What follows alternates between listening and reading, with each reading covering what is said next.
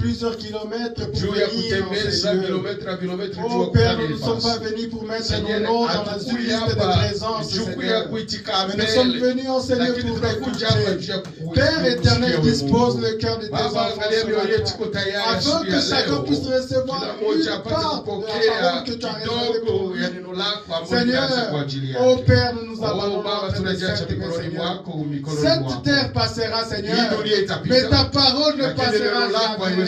Seigneur, dispose le cœur de chacun, afin que chacun de nous puisse recevoir quelque chose venant de toi. Écarte le prédicateur du chemin. Prends cette chair, Seigneur, et parle à chacun de nous. Car ta parole donne la vie, et la parole d'un homme donne la mort. Seigneur, nous ne voulons que toi et rien que toi, Seigneur. Révèle-toi à chacun de nous ce matin. Celui qui est arrivé ici avec de problèmes, Seigneur, laisse que tu apportes la solution, Seigneur, à chacun de nous. Que personne ne sorte de ces lieux comme il était entré, Seigneur. Nous voulons que tu te manifestes dans la vie de chacun. Oh Père, celui qui a péché, après avoir écouté cette parole, qu'il puisse se repentir. Celui qui a des problèmes dans sa famille, après avoir écouté cette parole, que la solution puisse venir dans ce problème. Oh Père bien-aimé, nous avons confiance en toi, pas un homme. Nous avons confiance en toi, parce que nous savons, c'est toi le commencement et la fin. C'est toi le créateur du ciel et de la terre. C'est toi le Dieu de toute existence, qui n'a ni début ni fin. Et toute chose a été créée par toi, Seigneur. Nous avons confiance en toi et nous croyons que pendant que tu seras en train de nous parler, que nos cœurs, Seigneur, seront dans la joie. Inspire le frère Jonas que tu as mis devant nous, qu'il puisse nous transmettre, Seigneur, que la pensée venant de toi. Oh Jésus, nous avons confiance en toi. Nous croyons que nous allons sortir de ces lieux, pas comme nous étions. Commence avec nous ce matin, du début jusqu'à la fin. Sois avec nous, au nom de notre Seigneur et Sauveur Jésus. Amen. Amen. Amen. Que Dieu vous bénisse. C'est toujours un privilège, comme je l'ai toujours dit, de conduire pendant 40-50 minutes.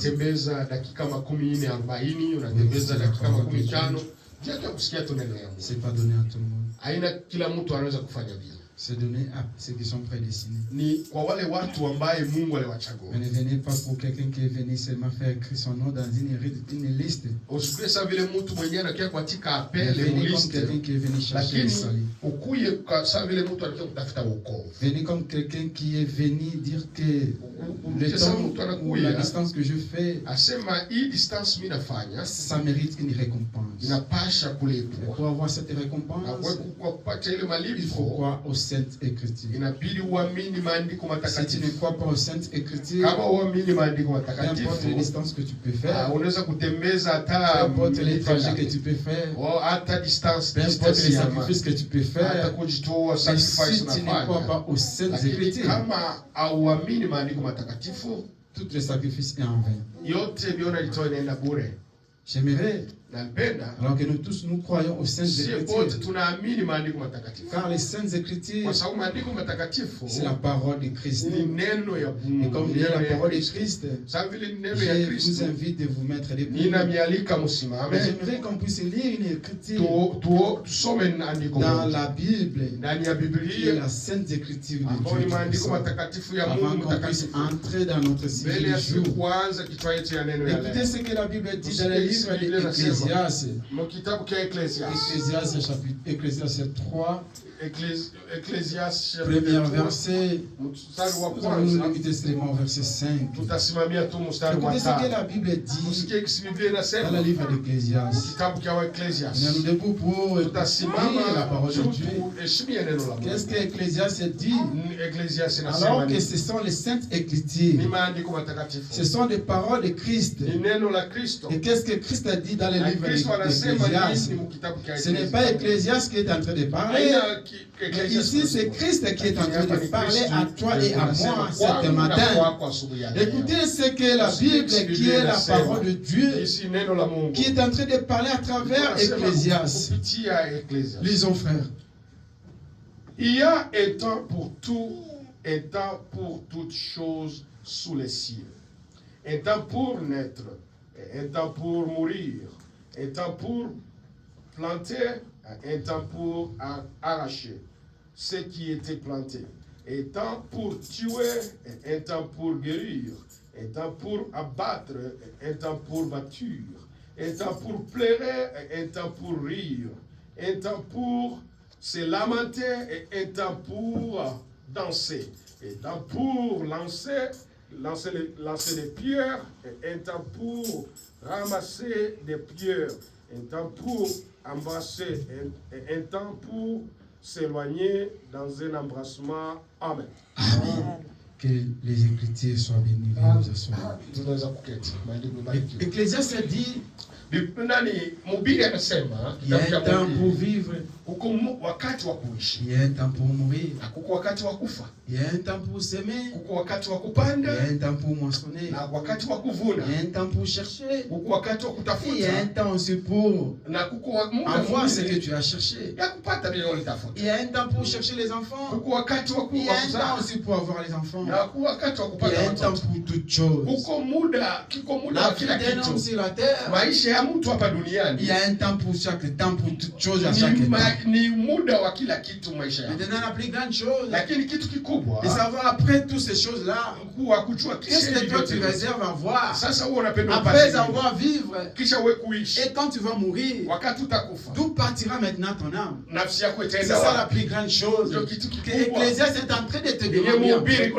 Après avoir cherché l'argent, après avoir cherché les choses de ce monde, après avoir cherché les mariages, après avoir cherché les enfants, après avoir cherché tout ce que tu cherches, après avoir voir ça, d'où partira ton âme? C'est ça la plus grande chose que tu dois retenir cette après avoir te donné enfant, après avoir te sacrifié enfant, après avoir vécu sur la terre, Ecclésiaste dit qu'après avoir vécu, il y a la mort qui t'attend.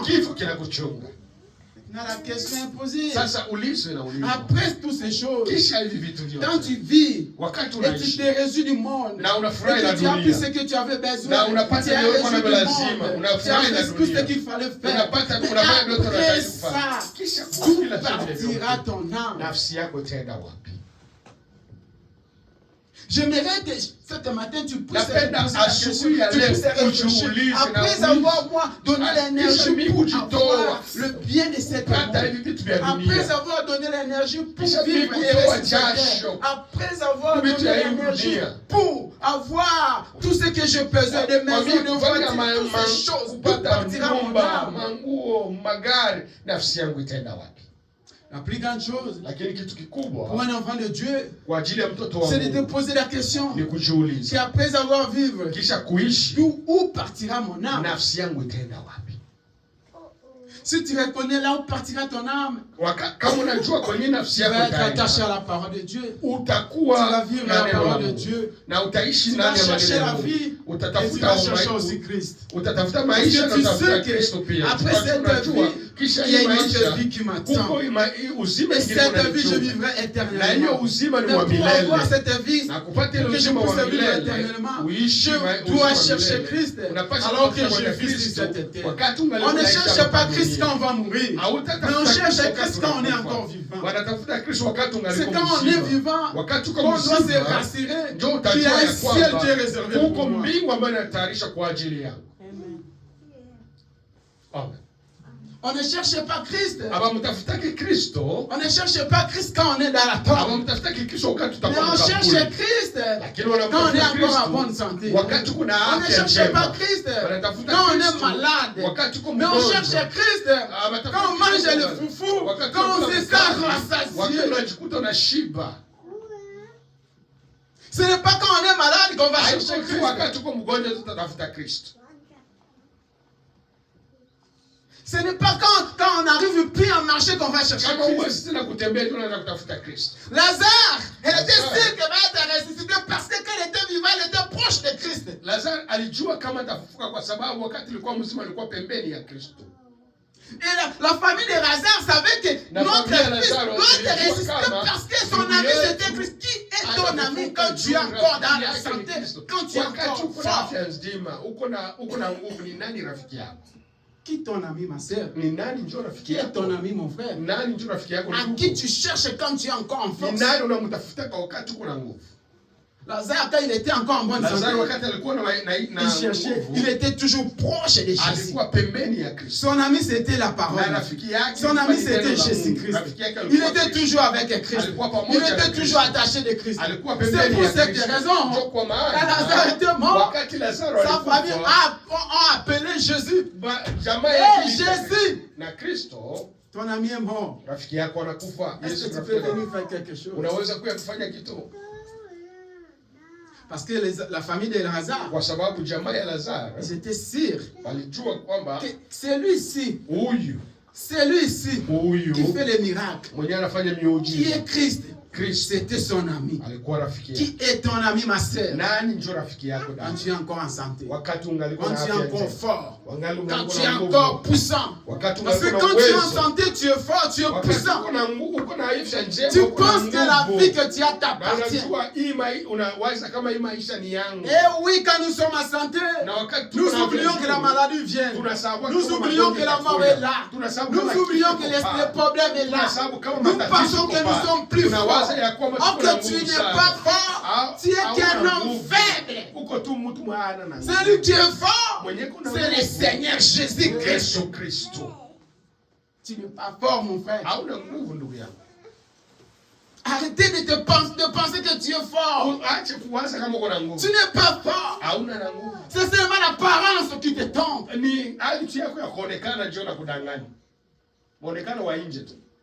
C'est le même petit tour à l'hôpital. Tu vas trouver les gens, les femmes plus belles, même plus que 3 fois ça. Ils sont raffinés, ils se reconnaissent plus. Toi, tu es qui? Tu es rien, ma soeur. Tu es rien, mon frère. Tu n'es pas fort. Celui qui est fort, c'est le Dieu Tout-Puissant. Si tu veux qu'un jour, il puisse venir au secours de toi, comme il était venu au secours de Lazare, cherche-lui quand tu es encore fort. Quand tu es encore en bonne santé, quand tu es encore en énergie, quand tu es encore la force, cherche à être l'ami de Christ. Quand tu es l'ami de Christ, ce jour-là, lui aussi sera là pour toi. Il va répondre. Il a dit à la famille de Lazare, ne vous inquiétez pas, je viendrai. Lazare n'est pas mort, il dort seulement. Parce que c'est lui qui tenait les clés de la vie. Et il savait que quand il va arriver, Lazare va être ressuscité. Est-ce que toi, ce jour-là, quand Christ viendra, est-ce que tu es sûr que quand tu seras mort, parce que Ecclésiaste dit il y a un temps pour vivre et il y a un temps pour mourir. N'oubliez pas ça dans ta vie. Quand tu manges, quand tu cherches, quand tu fais ta vie, n'oubliez pas qu'il y a un temps de vivre. Il y a un temps aussi pour mourir. N'oubliez pas ça, ma soeur. N'oubliez pas ça, mon frère. S'il vous plaît, quand tu vis, quand tu fais tout ce que tu veux faire, pensez à ça. Que tel que je marche, tel que je cherche l'argent, tel que je fais ça et ça, il y a une vie, il y a la mort. Quand la mort viendra, est-ce que j'ai une place? Est-ce que Christ viendra de secourir moi? C'est la plus grande chose que tu dois retenir dans ta vie, chaque jour dans ta vie. Si réellement tu as le Saint-Esprit. Parce que Frère Branham a dit, un chrétien qui a le Saint-Esprit, cet chrétien-là ne reste pas à la maison sans qu'il aller écouter la parole de Dieu. Pourquoi? Parce que c'est dans la parole de Dieu qu'on se nourrit. on est rempli de la puissance de vaincre l'ennemi. Qu'est-ce que tu gardes pour donner des mains à tes enfants? Si toi-même tu n'étais pas bien enseigné à la parole de Dieu, on donne seulement ce qu'on a reçu. Si toi tu n'as pas reçu la parole, comment tu vas transmettre la parole à tes enfants? Quel est l'héritage que tu penses donner un jour à tes enfants?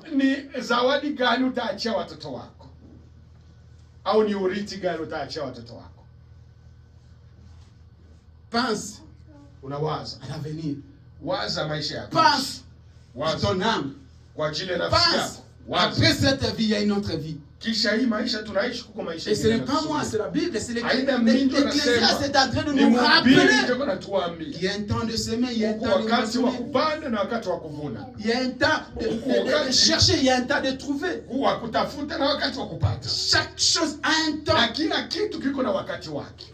Maintenant, toi, qu'est-ce que toi tu attends après ta vie sur cette terre? Je suis en train de parler. Donnez ta vie en Jésus. Abandonne-toi en Jésus.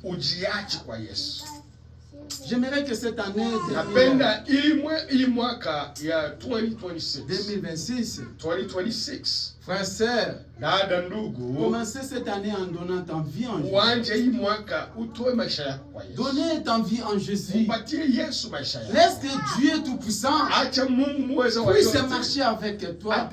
Abandonne-toi totalement en Christ. Pour que Christ puisse être là. Ne laissez pas que toi-même tu puisses faire le travail. Mais laisse que Christ puisse faire le travail dans ta place. Les problèmes avec nous, les chrétiens d'aujourd'hui, les croyants d'aujourd'hui, nous ne voulons pas laisser nos fardeaux en Christ. Que Christ puisse nous conduire. Mais qu'est-ce que Moïse a fait? Moïse a pris sa vie, il a confié à Dieu pour que Dieu puisse lui conduire de sortir les enfants d'Israël. Il était incapable. Frère, sœur, prends ta vie et donne ça en Christ. Quand tu donnes en Christ, c'est lui qui sera ton combat. Là où toi tu ne peux pas combattre, Christ va combattre pour toi. Parce que toi tu n'es que rien. Tu n'as pas la force de vaincre les ennemis, de vaincre les épreuves, de vaincre la maladie, de vaincre les problèmes qui sont en toi.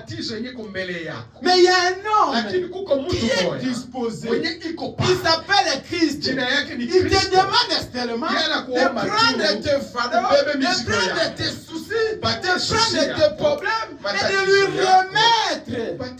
remettre problème, remettre maladie, remettre manquement, remettre stress, remettre tout ce qui t'empêche de vivre. Donne ça en Christ. Abandonne ta vie en Dieu.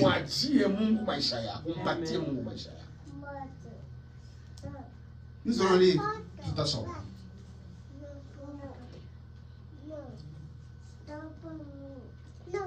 Lisons Deutéronome. Deutéronome 20. 4 jusqu'à 8. Écoutez ce que Deutéronome est en train de nous dire. Deutéronome, c'est 20. 4 jusqu'à verset 8. Écoutez ce que les Saintes Écritures sont en train de nous dire. Car l'Éternel, votre Dieu, marche avec vous pour combattre vos ennemis, pour vous sauver. Les officiers parleront ensuite au peuple et diront: qui est-ce qui a bâti une maison neuve et ne s'y est pas encore établi? Qui s'en allait en retourner chez lui, des pères qui ne meurent dans les batailles, et que l'autre ne s'y établisse. Verset 6. Qui est-ce qui a planté une vigne et n'en est point encore joui, qui s'en allait et ne retourne chez lui, des pères qui ne meurent dans les batailles et qu'un autre n'a jouisse. Verset 7.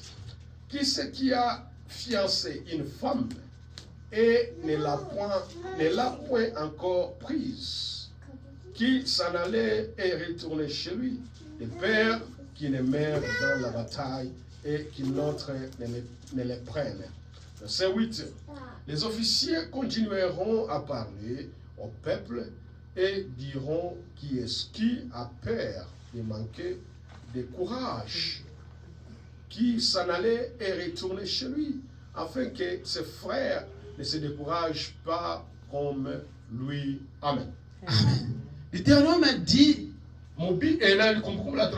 les Saintes Écritures disent, car laisse votre Dieu marche avec vous.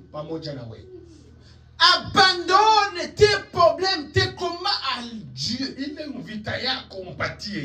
Toi, tu veux prendre la place de Dieu, alors que tu n'as pas la force de vaincre l'ennemi. Frère, la parole dit que abandonne tes problèmes à Dieu. Prends tes fardeaux, prends tes soucis, prends tes maladies que tu as, donnez ça en Christ. Car il est disposé. Tu as besoin seulement de ta détermination, ta décision. Tu tombes, tu commets des échecs, tu n'arrives pas à réussir parce que tu ne donnes pas Dieu ton cœur. Tu n'as pas une place que tu donnes à Dieu dans ta vie. Il est la 8e, la 10e personne dans ta vie. Laisse que Dieu soit au premier rang. Mets-le dans la première place. Mets-le devant toutes tes choses. Dans tout ce qui vient dans ta tête de faire, d'abord consulter Christ. Quand tu consultes Christ dans ta vie, tu prendras tes fardeaux. Il va combattre pour toi. Frère Branham me dit, dans le brochure le combat, Frère Branham me dit, on n'obéit qu'à la parole de Dieu. On ne raisonne pas dans la parole, mais on croit à la parole et on met Dieu au devant et au centre de toutes choses. Qui est dans le centre de ta vie? Qui te dirige? Qui te conduit? Dans le livre de Deutéronome, les Saintes Écritures disent, prends tes problèmes, remets ça en Christ, qu'il soit ton combat. Pourquoi toi tu veux combattre? Pourquoi tu veux te battre? Parce que tu ne reconnais pas la place de Christ dans ta vie. Mais si tu connais vraiment que tel que je suis là, je suis le fils du grand roi, je suis l'enfant du roi des rois, et j'ai un Dieu qui veille pour moi, qui prend soin de moi, qui plaît ou qui neige. Que les problèmes viennent, que les combats viennent. J'ai un Christ qui a vaincu la tombe, qui a vaincu la mort. Il est à moi. Je prends mes soucis, je lui remets. Il sera ton combat. Mais pour que Christ soit ton combat, abandonne ton vie à lui. Maintenant dans ta vie, quelle est la personne qui est premièrement devant dans ta vie et qui prend le contrôle de ta vie? Pour savoir que tu as Christ à toi, il faut que tu puisses avoir le voix d'hume dans ton cœur. Cette voix-là qui te parle toujours. Que tu n'as pas prié le matin avant de sortir. Que tu ne peux pas aller, tu n'as pas eu le temps d'aller à l'église. Pourquoi? Que tu n'as pas fait ça pour Dieu. Pourquoi? Cette voix d'hume, c'est la présence de Christ dans ta vie. Frère, sœur, si dans ta vie chrétienne, tu n'as pas le voix d'humain qui te reproche du mal, sache que tu n'as pas Christ dans ta vie. Sache que tu n'as pas donné ta vie en Christ. Un chrétien qui a donné sa vie en Christ, c'est un chrétien qui marche avec la voix d'humain dans son cœur. La voix d'humain, frère Laurent, dans d'autres termes, c'est le Saint-Esprit dans toi.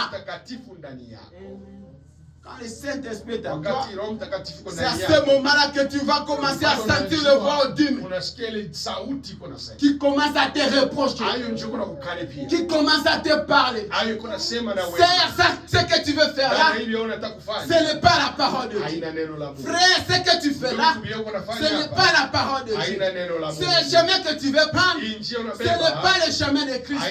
On n'aide pas Christ, mais on croit à la parole de Christ. C'est ça le voix d'humain.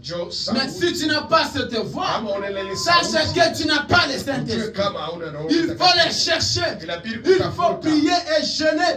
Que Dieu donne à moi le voix d'humain.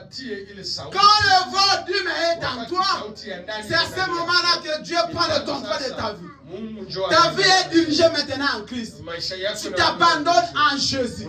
Il n'y aura pas un esprit qui va venir te faire écarter du chemin. Parce que tu as la voix d'humain. La voix d'humain, c'est le Saint-Esprit en toi qui t'éloigne du péché, qui t'empêche de commettre des erreurs. Un chrétien doit avoir la voix d'humain qui est le Saint-Esprit à l'intérieur, qui te souffle des choses. Ce que tu veux faire là, ce n'est pas l'évangile. Ce n'est pas la parole de Dieu. Ma soeur, est-ce que toi tu as le voix d'humain? Mon frère, est-ce que toi tu as le Saint-Esprit? Est-ce que tu as quelqu'un qui te parle? Est-ce que tu as déjà pris ta vie et tu as confiance en Christ? Cet matin, je veux que tu puisses prendre ta vie et tu l'abandonnes en Christ. Que Christ soit ton combat. Lisons la parole de Dieu.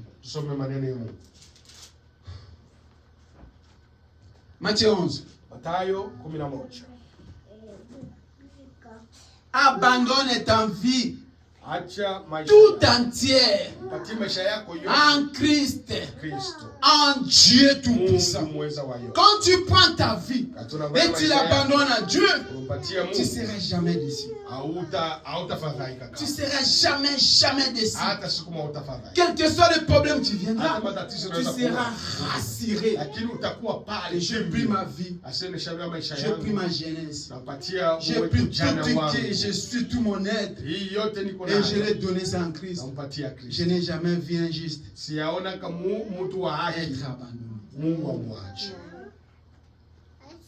Matthieu 11, 28 jusqu'à 30. Prends ta vie, ma soeur. Prends ta vie, mon frère. Ecclésiaste vient de nous rappeler qu'il y a un temps de vivre, il y a un temps de mourir.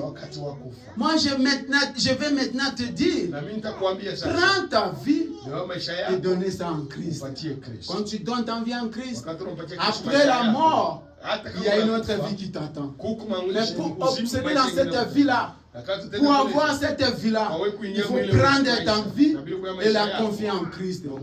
Tout ce que tu vois là aujourd'hui, l'Ecclésiaste dit, après avoir ou bénéficié de tout ce que tu vois aujourd'hui, tu vas mourir.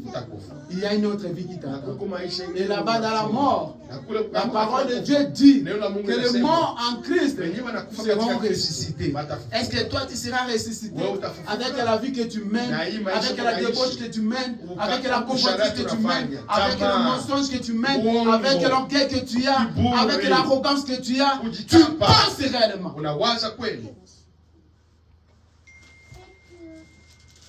Venez à moi, vous tous qui êtes fatigués. La Bible dit, les Saintes Écritures dit, venez à moi. Il appelle qui? Il appelle les croyants. Il appelle les chrétiens. Il appelle les enfants de Dieu. Il appelle ceux qui croient. Il appelle ceux qui veulent le suivre. Ici, il n'appelle pas les incrédules. Non, frère. Non, ma sœur. Ici, la Bible appelle les chrétiens qui croient qu'ils peuvent abandonner leur vie en Christ. Il t'appelle toi. Il t'appelle toi. Venez avec tes problèmes. Venez avec tes soucis. Venez avec tes charges. Il y a un homme qui va prendre ça.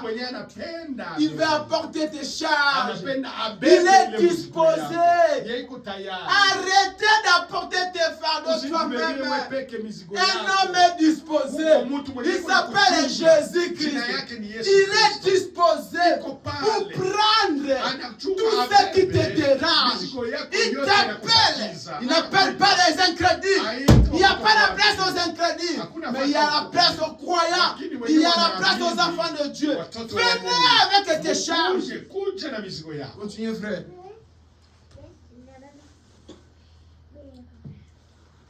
Et je vous donnerai du repos. Prenez mon joug sur vous et recevez mes instructions, car je suis doux et humble de cœur. Et vous trouverez du repos pour vos âmes. Car mon joug est doux et mon fardeau est léger. Il n'y a qu'une place pour retrouver du repos. Il n'y a qu'un seul endroit pour avoir du repos. Tu es tellement chargé. Tu marches et tu parles de toi-même. Tu es tellement lourd. Tu ne dors pas parce que tu as des insomnies. Mais il y a un homme qui t'appelle ce matin, qui peut te donner la paix. Il n'y a qu'une personne qui donne la paix sur la terre. Son nom, c'est le Seigneur Jésus. Et si toi tu prends ta vie et tu la remets à lui, en retour, tu auras la paix. Tu n'as pas la paix telle que tu es là. Parce que tu n'as pas pris ta vie et tu l'as confiée en Christ. Si tu prends ta vie, ma sœur, tu l'as confiée en Christ, que Christ te dirige, tu auras la paix. C'est pour cette raison, ce matin, je t'invite, prends ta vie, prends ton âme, donnez ça en Christ. Il combattra pour toi. Il sera le soldat pour toi. Il sera l'armée céleste pour toi. Il sera le victorieux pour toi. Tu ne tomberas jamais parce que tu as pris ton cœur, tu as pris tes soucis, tu as pris tes maladies, tu as pris tous tes stress. Tu me l'as remis. Esaïe. Esaïe 55. Isaya 55. Isaya 55.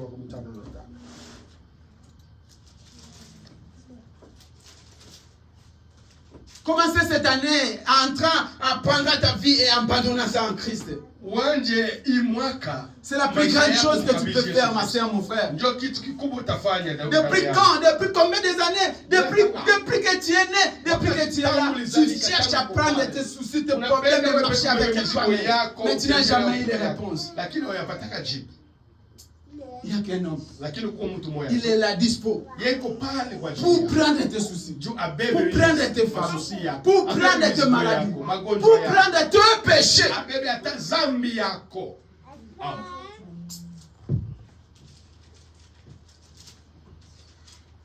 Esaïe 55. Esaïe 55, 8. Car jusqu'à 12. Mes pensées ne sont pas vos pensées. Non, tes pensées, c'est que toi tu penses, c'est que toi tu raisonnes, c'est que toi tu murmures, c'est que toi tu veux être. C'est le passé que Dieu fait que toi tu puisses y être. C'est que toi tu veux y être. Oh non, j'ai étudié, je vais être un avocat. C'est parce que Dieu veut que tu sois avocat. Ça, ce sont tes pensées. C'est toi qui as étudié pour être un avocat. Mais Dieu veut. C'est que Dieu veut pour toi. Un jour, tu seras un journaliste. Tu ne seras pas avocat. Ce n'est pas le destin que Dieu a voulu pour toi. Ce que toi tu veux, ce n'est pas ce que Dieu veut pour toi. Toi tu étais à l'école. Tu as fait la science, l'économie. Mais ce n'est pas ce que Dieu t'attend pour que tu puisses être. Dieu attend de toi d'être un commerçant, un businessman. Ce que tu penses, ce n'est pas ce que Dieu pense pour toi. C'est pour cette raison, prends ta vie, confie ça en Dieu. Je fais les études, je fais ça, Seigneur. Mais le reste, je veux que toi, tu puisses déterminer ce que moi je veux être sur la terre. Continue, frère. Et vos voix ne sont pas mes voix, dit l'Éternel. Autant les cieux sont élevés au-dessus de la terre, autant mes voix sont élevées au-dessus de vos voix. Et mes pensées au-dessus de vos pensées. Comme la pluie et la neige descend du ciel, il n'y retournera pas. Sans avoir arrosé, fécondé la terre et fait germer les plantes. Sans avoir donné de la sémence aux semeurs et du pain à celui qui mange. Jusqu'à combien? 12. Okay. Verset 11. Ainsi en est-il de la parole.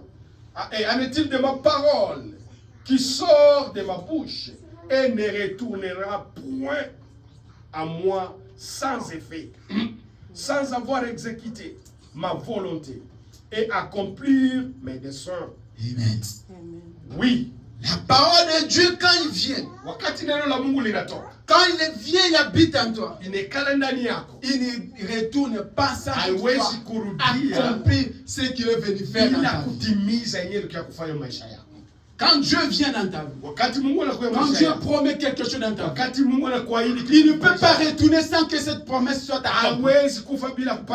Abraham, Dieu est venu lui donner une promesse. C'était la parole de Dieu qui est descendue, qui a parlé. Mais cette parole ne pouvait pas être disparue sans toutefois accomplir cette promesse. Quand la parole tombe dans ta vie, quand Dieu descend, quand Dieu se manifeste dans ta vie, et que tu prends toute ta vie, tu le confies en Dieu. Sache que Dieu ne peut pas retourner au ciel sans toutefois accomplir ce qu'il est venu faire dans ta vie. C'est pour cette raison, tu dois prendre les éléments de ta vie et tu la confies à Dieu. Tu laisses Dieu combattre pour toi. Ne combats pas, ma sœur. Ne te bats pas, tu n'as pas la force de vaincre l'ennemi, de vaincre le diable, de vaincre le péché. Mais Dieu est là pour qu'il puisse combattre pour toi. Écoutez, frère Branham. Lisons, frère Branham. Dans les brochures, les combats. Page 8. Qu'est-ce que frère Branham a dit? Frère Branham a dit que Dieu est notre combat. Il combat pour nous. Mais pourquoi Dieu n'arrive plus à combattre pour nous? Parce que nous voulons prendre la place de Christ. Nous ne voulons pas donner nos vies à Dieu. Nous sommes là seulement à murmurer, à se soucier, à se tracasser. Tu n'arrives pas parce que tu ne vis pas la parole de Dieu. C'est quoi donner la vie en Jésus? C'est vivre les saintes écritures. Comme frère Branham a dit, on ne raisonne pas la parole, mais on obéit à la parole de Dieu. Et quand tu obéis à la parole de Dieu, tu confies ta vie en Jésus, tu confies ta vie en Christ, et Christ va te diriger. C'est lui qui sera ton combat. Il fera le combat dans tous tes ennemis. Écoutez, frère Branham. Donne à son église l'autorité de faire de même. Chasser les démons à mon nom. Il a chassé 7 démons d'une jolie femme un jour. Et il a dit, lorsque l'esprit impur est sorti d'un homme, il va dans le lieu aride. Puis il revient. amenant avec lui 7 autres démons. Donc, ça montre bien que si cet homme a été purifié des démons et quelque chose qui se retrouve en lui était sorti, un démon était sorti. Maintenant, lorsque le diable est sorti, cela Dieu donne à Dieu la possibilité d'entrer. Donc, lorsqu'il sort, il faut laisser entre le Saint-Esprit. N'arrête pas là. Sinon, si vous vous repentez seulement de vos péchés et que vous poursuivez votre chemin, alors vous serez pire et que jamais. Mais celui que Satan habite et occupait autrefois, qu'il soit rempli du Saint-Esprit de Dieu. Et là, vous aurez en vous la force de la parole de Dieu manifestée. Frère Branham dit, là où diable habitait, dans ta vie, là où tu donnais la place au diable, si tu donnes maintenant à Christ, tu seras rempli du Saint-Esprit. Et Christ va combattre maintenant pour toi. Pourquoi tu n'arrives pas à voir la manifestation de Dieu dans ta vie? Parce que celui qui habite à l'intérieur, c'est toujours la même personne. C'est qui? C'est le diable. Tu es toujours dans le péché. Tu es toujours dans les mauvaises choses. Les saintes écritures n'ont pas la place dans ta vie. Ce qui règne à toi, c'est toujours les mêmes personnes. Frère Branham dit que si tu enlèves la personne qui était le péché, et tu prends Christ, il remplace, tu verras maintenant que Christ va combattre pour toi. Continue, frère. Et là, vous aurez en vous la force de la parole de Dieu manifestée. Et vous chasserez les démons. Tu chasserais les démons. Pourquoi? Parce que Christ maintenant règne en toi. Tu lui as confié ta vie. Tu as confié ton âme. Tu as confié ton être. Tu l'as donné en Christ. Et comme tu l'as donné, tu vas vaincre les ennemis. Tu vas vaincre le diable. Tu vas combattre toutes les esprits. Ma soeur, mon frère, Ecclésiaste te rappelle qu'il y a un temps pour vivre. Il y a aussi un temps pour mourir. Tu n'es pas éternel sur la terre. Tu es passager étranger. Et comme tu es passager étranger, cherche Christ dans ta vie pour que quand la mort viendra, tu puisses avoir une place au ciel. Amen. Les combats se poursuivent. Les lumières du soir brillent. Le Saint-Esprit de Dieu est présent. 33. Et maintenant, dans environ 3 minutes, ce sera le moment où les souffles vont retentir et il sera minuit. Alors, comme nous quitterons ce bâtiment pour rentrer à différents endroits et dans nos foyers, quand nous allons sortir d'ici et nous allons retourner dans nos occupations, Frère Branham, qu'est-ce que tu dis? Écoutez, et pour affronter. Pour faire quoi? Pour affronter. Cela veut dire qu'après recevoir Christ dans ta vie, après avoir écouté la parole, sache que quand tu retournes dans tes occupations, Frère Branham dit, tu vas affronter l'ennemi. Les combats vont commencer. La bagarre va commencer. Mais pour que tu puisses vaincre ces combats, il faut donner ta vie à Jésus. Et quand tu donnes ta vie à Jésus, c'est Christ qui va combattre dans ta place. Parce que toi, tu n'as pas la force de vaincre tes ennemis. La seule personne qui peut vaincre tes ennemis, il s'appelle le Seigneur Jésus-Christ. Maintenant, pour qu'il puisse combattre dans ta place, tu dois prendre ta vie et tu dois les remettre. C'est pour cela, ce matin, je veux que quand nous allons sortir d'ici, avant de sortir d'ici, remets ta vie en Christ. Donne-lui ma sœur, donne-lui mon frère, tous tes problèmes, tous tes fardeaux. Et quand tu vas les remettre, lui va combattre pour toi. Amen. Continuez. Pour affronter le monde. Et n'allons pas comme nous l'avons fait dans le passé. Allons-y avec la puissance de la résurrection. Alléluia. Allons-y au nom de Jésus-Christ. Et dressant bien haut la bannière et avec la foi dans sa parole pour pouvoir manier l'épée de deux tranchants et prenez le bouclier et l'armure complète de Dieu pour affronter l'ennemi. Amen. Amen. Tu ne peux pas affronter l'ennemi parce que tu n'as pas la puissance.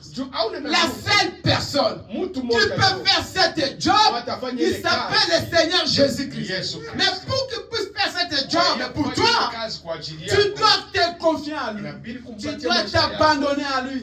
Celui qui s'abandonne en Christ n'a jamais été déçu. Parce qu'il marche avec le commandant suprême. L'armée céleste est toujours là pour le défendre. Écoutez ce que la Bible dit. Jean chapitre 5.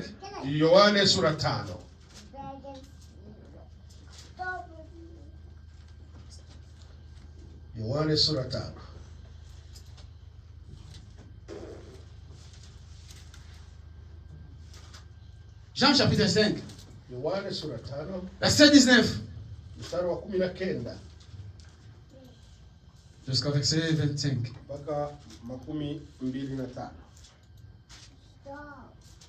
Il ne peut pas combattre pour toi si tu n'as pas abandonné ta vie à lui. Tu es qu'un étranger, un pèlerin. Tout ce que tu vois là, c'est juste les choses qui resteront. Ecclésiaste te rappelle, il y a un temps pour vivre, il y a un temps pour mourir, il y a un temps pour semer, il y a un temps pour moissonner, il y a un temps pour avoir, et il y a un temps pour manquer. Alors ma sœur, mon frère, quand tu vas retourner, tu seras où? Jésus reprit donc la parole et leur dit, en vérité, cet matin, je te le dis. Le Fils ne peut rien faire de lui-même. Non. Il ne fait que ce qu'il a voix faire au Père. Et tout ce que le Père fait, le Fils aussi le fait pareillement. Verset 20. Car le Père aime le Fils et lui montre tout ce qu'il fait, et il montrera des œuvres plus grandes que celui-ci, afin que vous soyez dans l'étonnement. 21. Car comme le Père ressuscite les morts et donne la vie, ainsi le Fils donne la vie à qui il veut. Amen. Le Père ne juge personne, mais il a remis tout jugement au Fils. Alléluia. Amen. Tout le jugement est dans les mains de Christ. Et qui est Christ? C'est le Sainte-Écriture. Quand tu crois au Sainte-Écriture, tu ne seras jamais jugé. Parce que Dieu a écrit à la parole. Mais quand tu ne crois pas au Sainte-Écriture, Jésus-Christ qui est le Sainte-Écriture va te juger. Des Corinthiens. Des Corinthiens. Confie ta vie cet matin en Jésus. Cette année, tu ne sais pas ce qui t'attend. Mais si tu confies ta vie en Jésus, tu as un bouclier qui est devant toi. Il va te protéger. Il va te garder parce qu'il sait que tu as pris ton âme et ton cœur. Tu lui as remis. Ne prends pas ta vie, ton âme, ton cœur. Ne remets pas ça au monde. Ça t'amènera nulle part. L'argent, la recherche, la voiture, la maison, toutes les choses que toi tu rêves, ça t'amènera nulle part. Mais quand tu prends ta vie et tu la portes, tu viens, tu dis Seigneur, cette année, je te confie ma vie. Fais de là ce que tu veux. Tu verras les bons résultats parce que tu as donné ça au donateur de la vie éternelle qui est Christ. 2 Corinthiens 12, verset 10. C'est pourquoi, verset 12. C'est pourquoi je me plais dans la faiblesse, dans les outrages, dans les calamités, dans la persécution, dans les détresses, pour Christ. Car quand je suis faible, c'est alors que je suis fort. Alléluia. La Bible dit, quand je suis faible, comme je suis faible, c'est à ce moment que Christ vienne pour que je puisse être fort. Ma sœur, mon frère, tu n'es pas fort devant l'ennemi. Devant le péché, tu n'es pas fort. Devant les épreuves, tu n'es pas fort. Devant la maladie, tu n'es pas fort. Devant la souffrance, tu n'es pas fort. Devant la mort, tu n'es pas fort. Il n'y a qu'une seule personne qui est fort devant ces choses, c'est le Seigneur Jésus. Et quand toi tu es faible, c'est à ce moment-là que lui vient pour te donner la force. Mais pour qu'il puisse te donner la force, tu dois remettre ta vie à lui. Veux-tu remis déjà ta vie en Christ? Ce matin, remets ta vie en Jésus. Et quand toi tu seras faible, que Christ puisse être là pour toi. Que puisse être un bouclier. Comme il était un bouclier pour toi. Dans le livre des psaumes, la Bible nous dit qu'il est notre bouclier, il est notre rocher, il est notre espoir. Mais pour que puisse être ton bouclier, tu dois remettre ta vie. Cette année 2026, donner ta vie en Christ. Ecclésiaste te rappelle qu'il y a un temps pour vivre et un temps pour mourir. Tu vas retourner, ma sœur. Où tu vas partir? Tu es faible et tu n'es pas fort. C'est pour cela que tu tombes chaque temps. C'est pour cela que tu ne vis pas la parole. C'est pour cela que tu ne respectes pas la parole. Parce que tu es faible. Mais il y a un homme qui est plus puissant, qui a déjà vaincu la mort, qui a vaincu le péché. Il s'appelle le Seigneur. Il a besoin de toi. Il a besoin de toi. Si tu ouvres ton cœur, si tu ouvres ton âme, si tu ouvres ta vie et tu la confies à lui, lui il est prêt pour te recevoir. Il s'appelle le Seigneur Jésus-Christ. Cet matin, prends une décision de remettre ta vie en Jésus. Que Dieu vous bénisse. Tenez-nous debout.